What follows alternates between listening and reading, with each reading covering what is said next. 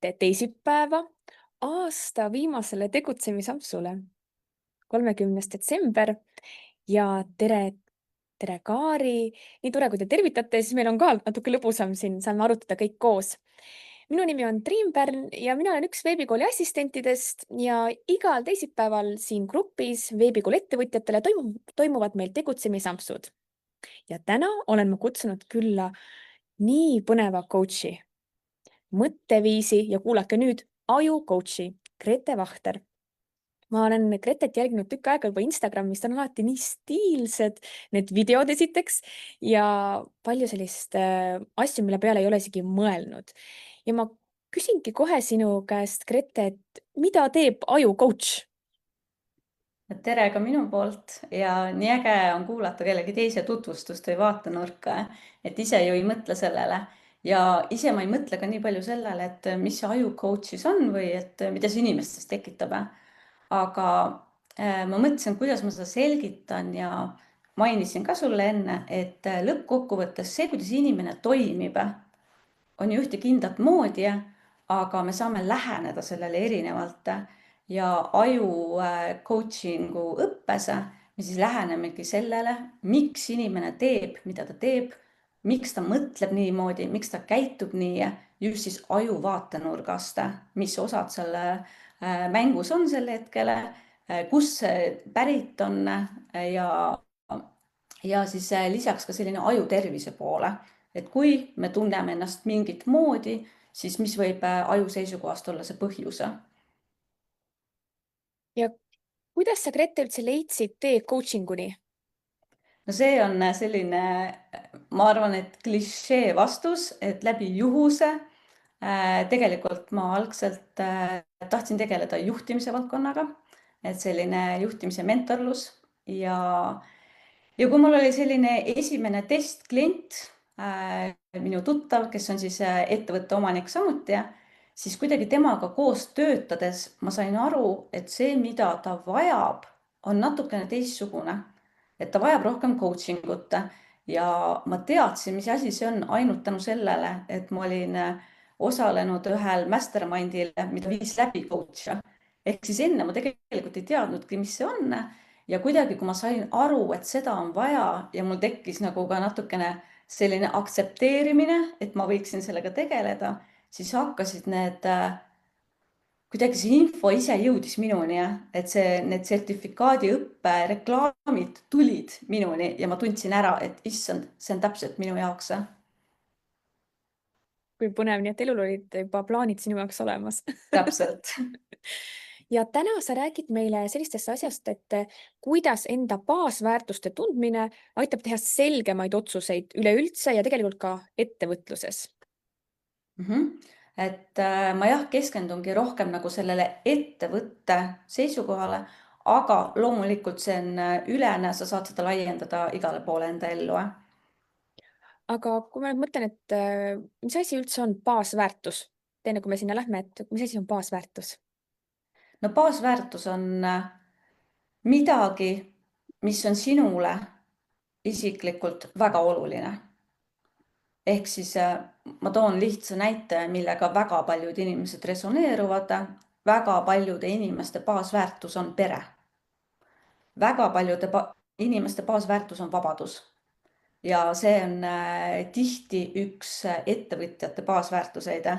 Vabadus, nad tahavad asukohavabadust, ajavabadust ja nii edasi, eks ju. Et tundub loogiline tegelikult, aga neid väärtuseid siis võib olla mustmiljone, millest igaüks endale leiab need oma. Ma hiljem jagan siin kommentaariumist ka, et sul on selline kihvt tööleht, et kuidas inimene saab siis rohkem teada, tundma enda baasväärtuseid, et siis saab selle alla laadida.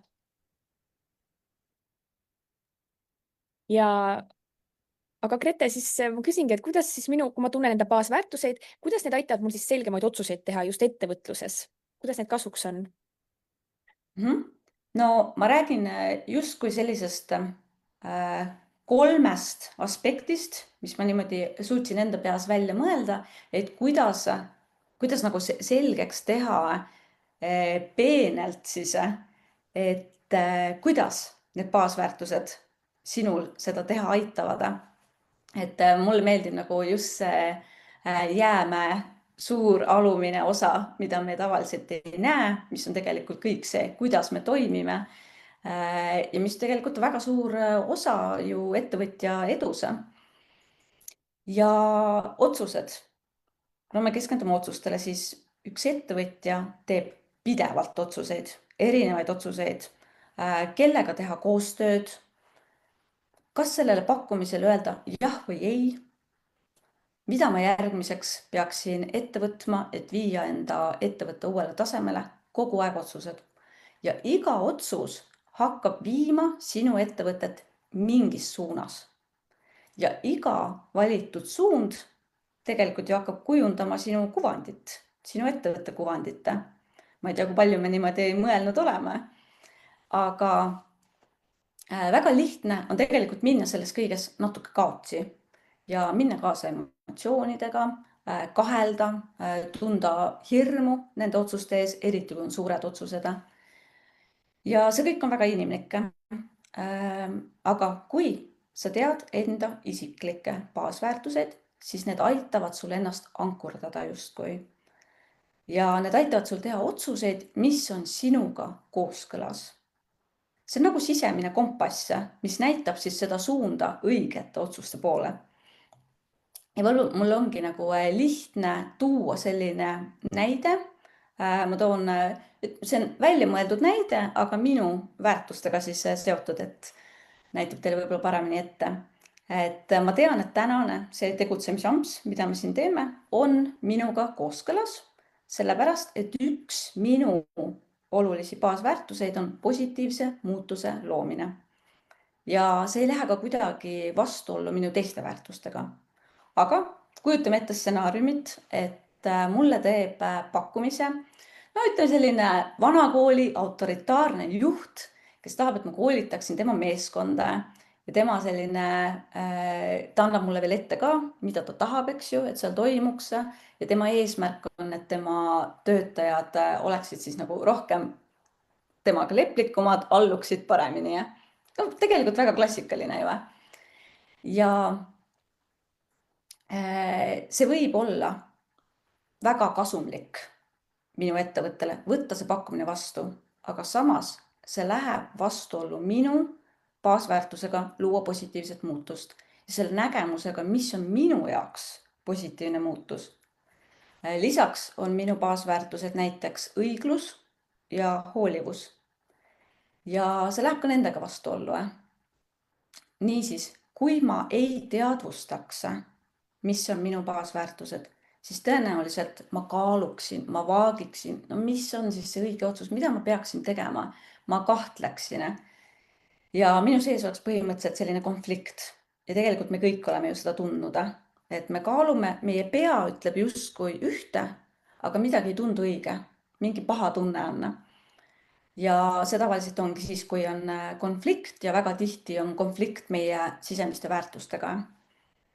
Niisiis, kui ma ka võtaksin selle pakkumise vastu, siis võib-olla ma esineksin halvasti, sest et ma ei suuda olla ju see, kes ma ei ole. Ja võib-olla ma teeksin ka pettumuse neile, sest et ma ei ole täpselt see, mida nad ootasid. Aga kui ma tean täpselt, mis on minu väärtused, siis see aitab mul teha õige otsuse selle pakkumise suhtes. Sellise otsuse, mis on minuga kooskõlas ja see aitab mul olla selles otsuses kindel. Mitte karta ja kommunikeerida ka enda vastust selgelt, jäädes enesekindlaks, sest ma olen ankurdunud enda väärtustesse. Siis kuna see justkui teema on selgelt otsuste tegemine, siis ma toon selle aspekti ka. Tegelikult me teeme tihti otsuseid alateadlikult ikka enda baasväärtuste järgi. Me lihtsalt võib-olla ei tea, mis need on. Et me ei ole nendest teadlikud. Aga siis see tihti käibki koos selliste kahtlustega ja ebakindlusega ja kahetsusega ka võib-olla. Sest, ja see on selline huvitav lause nüüd, Sinu teadvus ei ole teadlik sinu alateadvuse motiividest. Nende kahe vahel on justkui ebakõla. On sinu teadvus ja siis on sinu alateadvus, mis tegelikult meid ju kõiki juhib ja meie otsuseid.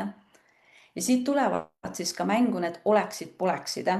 Et kui ma oleksin otsustanud niimoodi, aga kui ma poleks seda teinud, mis siis?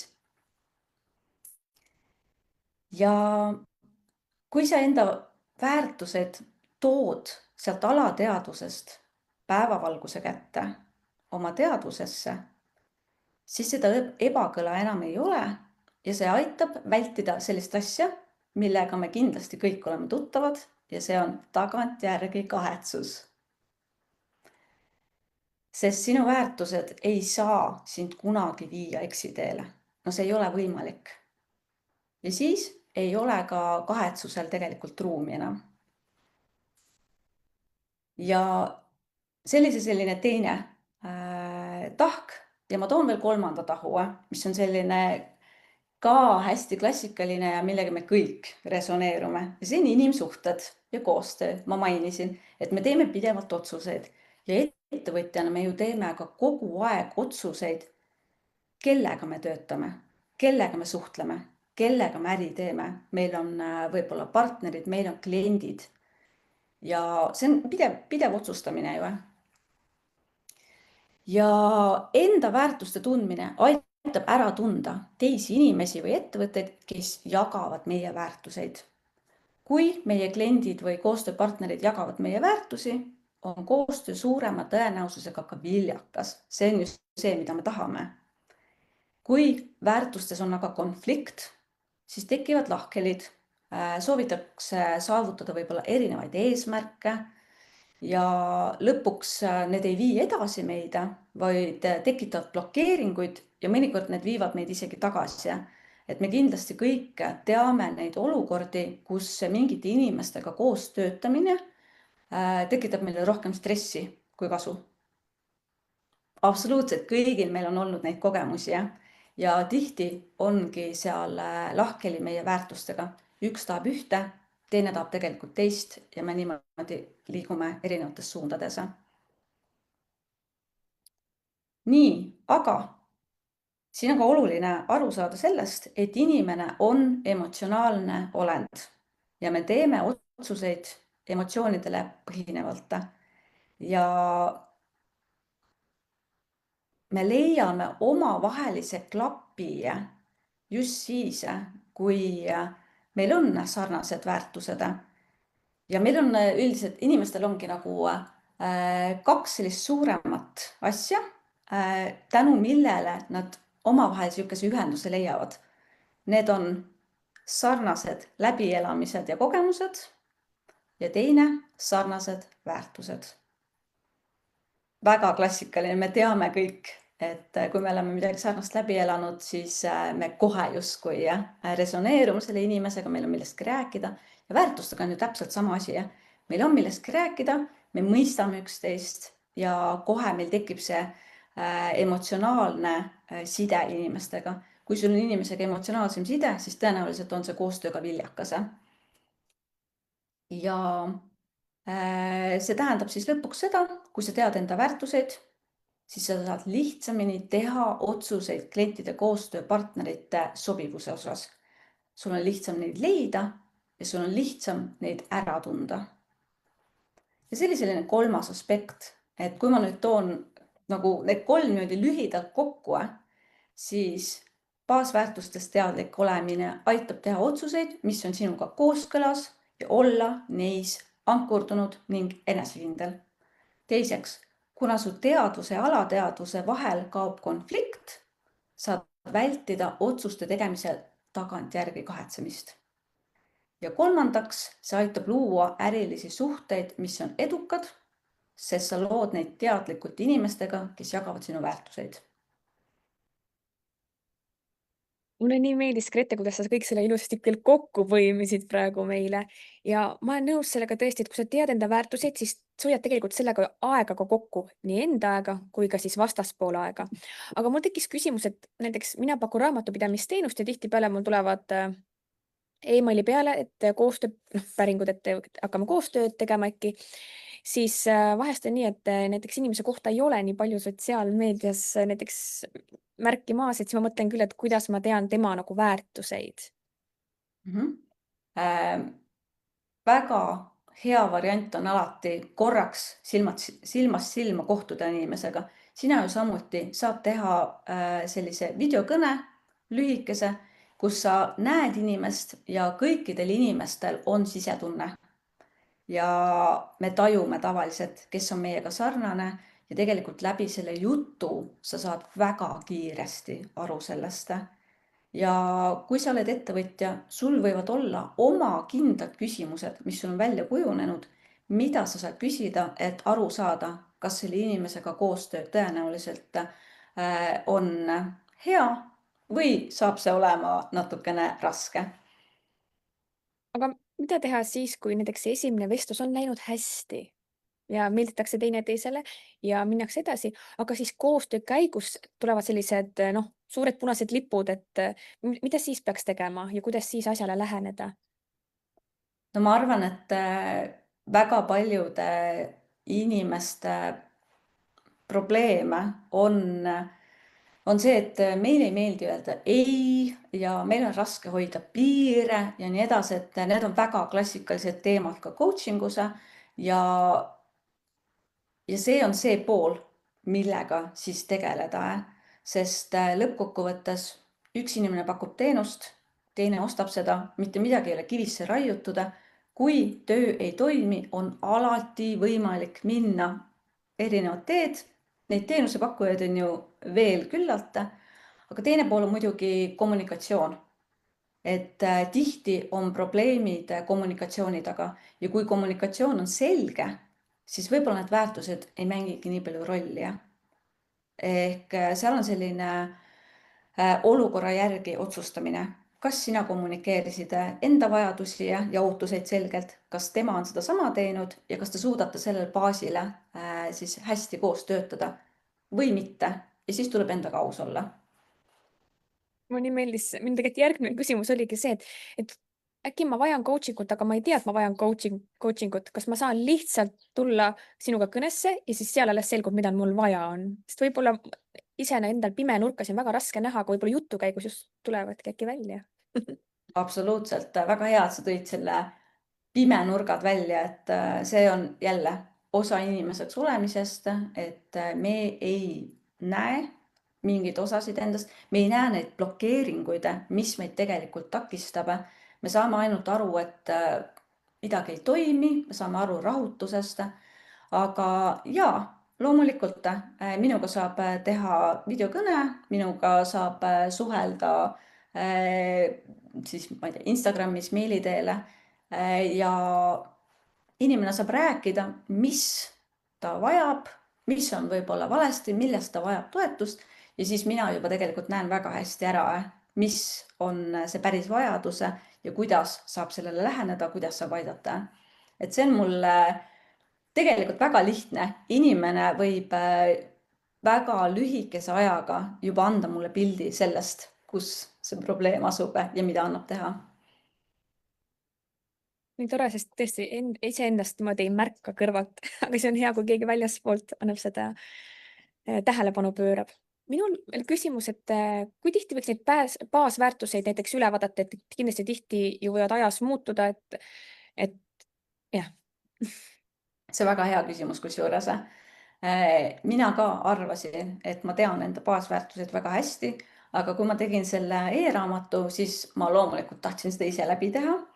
Ja siis ma avastasin, et mul on midagi muutunud seal või ma ei osanudki mõndade asjade peale tulla, sest ma olin nende peale kuidagi kas mõelnud mitu aastat tagasi või siis ma olin oma peas tuletanud neid väärtuseid selle järgi, kuidas ma käitun, kuidas ma mõtlen, me kõik saame neid tuletada niimoodi. Aga kui sul on ikkagi väga palju sõnu ees, siis sa hakkad sealt nägema neid asju, mille peale sa kohe ei osanud tulla. Ja ma arvan, et baasväärtused ei ole asjad, mis tihti ajas muutuvad. Aga mõne aasta tagant võiks seda vaadata, kui on olnud suuremad elumuutused. ka siis on väga normaalne, et su väärtused muutuvad. Et siis võiks jälle vaadata. ja kas need võiks kirjutada endale kuskile ülesse ka, et nagu suurelt, et need on minu baasväärtused? Absoluutselt.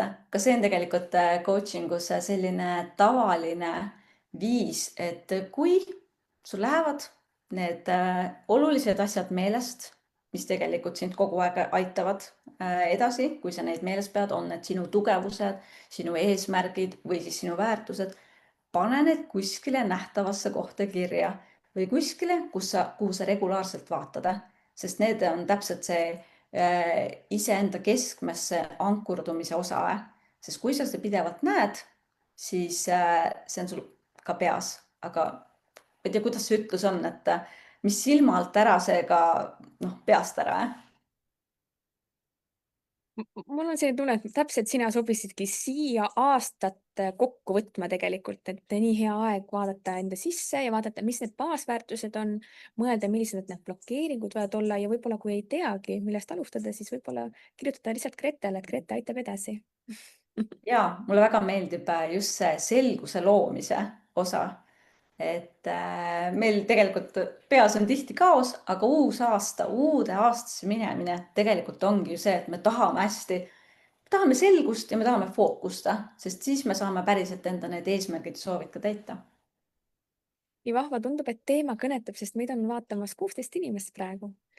Ja Triinu tervitab, Triinu Sirg ütleb, et tervitused ja meid veel tervitati nii tore Grete ja Eneli ka ja Tõnis ütles, et issand, kui mõnus ilm siin Triinul on, et lähme lende ostma. Jah, tulge Hispaaniasse. Siin veidi on, hommikuti on jahe, aga päevapeal läheb päris soojaks. Ja ma lisasin siia lingid ka Grete kodulehele, kus saab siis alla laadida baasväärtuste töölehe, tema Instagrami konto, kus on väga palju kasulikku infot just reelsidena. Ja siis saab temaga ühendust võtta, kui on soovi coaching uks. Aitäh sulle, Grete. Ja aitäh, et sa tulid meid kuulama ja kui sa kuulad ka hiljem järgi. Ja ilusat vana aasta lõppu. Head vana aasta lõppu.